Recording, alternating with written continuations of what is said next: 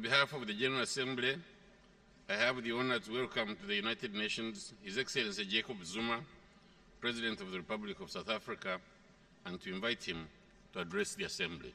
Mr. President. The theme that you have chosen for this general debate and the 69th session, Mr. President, is timely and most appropriate. We have good stories to tell in terms of the journey of the past 15 years of implementing the MDGs. In Africa, we seized the opportunity and adopted the new Partnership for Africa's Development, NEPAD for short, our socio-development blueprint. The African Union's Vision 2063 will, together with NEPAD and other socio-economic development programs, be the cornerstone and foundation of Africa's development agenda going forward.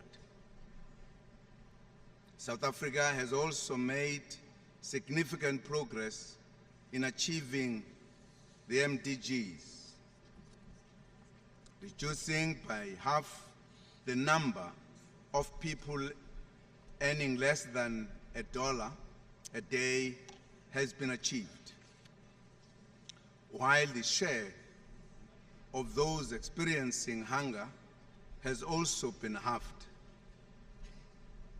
South Africa has attained Goal 2 of providing access to primary education access for all. On official international indicators,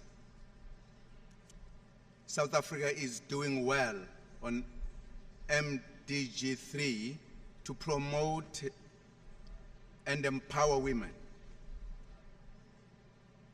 South Africa has recorded impressive progress through the expansion of health infrastructure and improved access to health services for all South Africans. On the reduction of child mortality, MDG 4, and the improvement of maternal health, MDG 5, significant progress has been recorded, but more work remains. In fact, more work remains worldwide to fully achieve these goals, especially in the developing world. We have to confront those underlying root causes that continue to make it impossible for our people to have a better life. In spite of the progress that we have made thus far, reports continue to show that Africa is lagging behind in terms of the attainment of some of the MDGs. It is for this reason that we appreciate the crafting of a post-2015 Global Development Agenda that will carry forward the unfinished business of the MDGs. The post-2015 Global Development Agenda will provide a frame of reference for our collective agreement on what has to be done. Mr. President, the role of the United Nations in supporting the struggles of self-determination and freedom has been remarkable. South Africa is a shining example. 20 years ago, President Nelson Mandela thanked all nations for support in this very podium when South Africa was readmitted to the United Nations as a free and democratic state. South Africa has made significant progress in transforming the apartheid state into a democratic one, founded on the values of human dignity, non-discrimination, non-racialism, and non-sexism, the rule of law, and universal adult suffrage as enshrined in the Constitution. Given our history and heritage, we are mindful of our historic and moral responsibility in the global struggle against racism, racial discrimination, and other intolerances.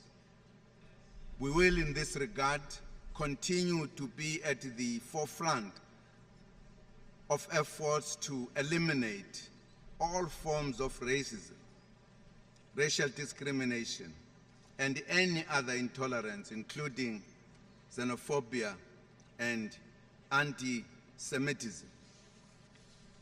Your Excellencies, Your Majesties, as we recommit to the Millennium Development Goals, let me once again borrow from the words of Madiba uttered on his historic inauguration day in 1994, when he said, and I quote, "We understand it still, that there is no easy road to freedom.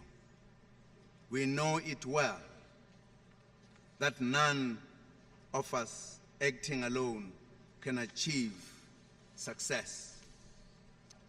We must therefore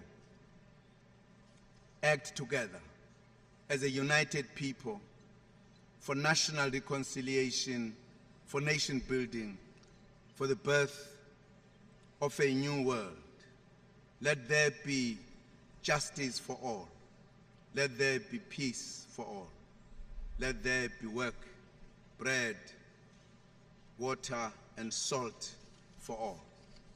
Let each know that for each, the body, the mind, and the soul have been freed to fulfill themselves." I thank you, Mr. President.